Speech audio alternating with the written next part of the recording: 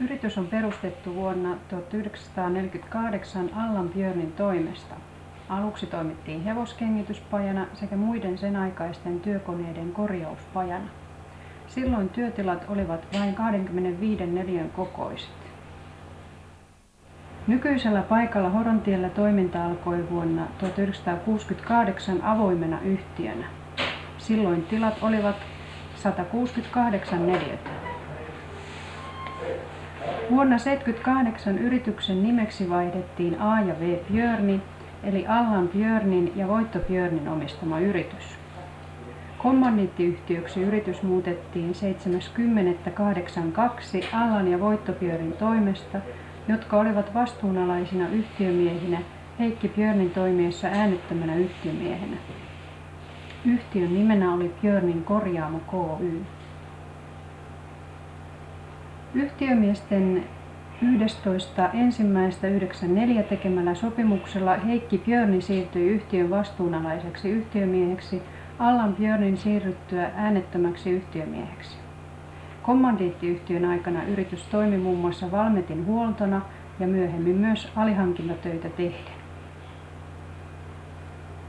Nykyiseen muotoonsa yritys muuttui 17.8.1994, kun yhtiö muutettiin osakeyhtiöksi. Kaupparekisteriin yhtiö on merkitty 24.8.1994 Björn Steel Oy nimellä. Yrityksen toimialana ovat metallin alihankintatyöt.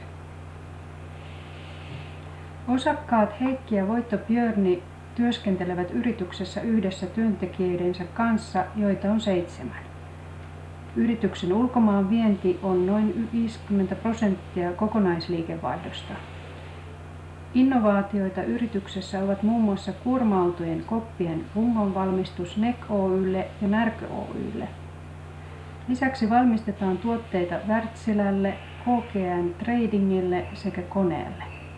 Yhtiöitä työllistävät myöskin lukuisat muut tilaustyöt.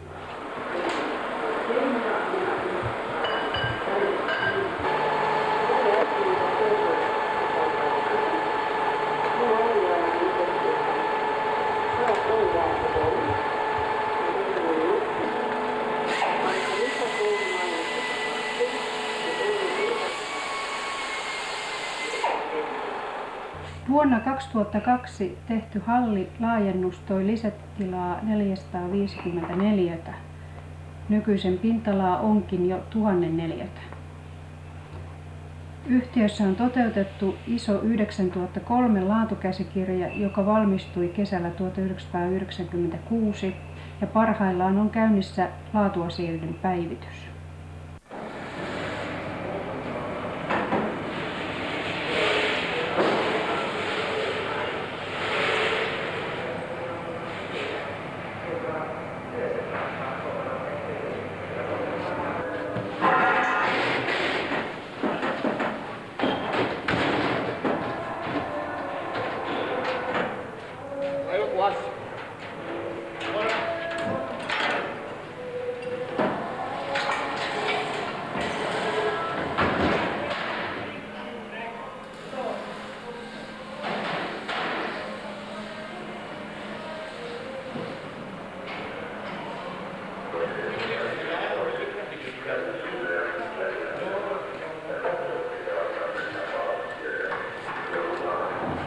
Voitto Björnin poika Marko Björni on ollut mukana pajahommissa jo 5-vuotiaasta lähtien.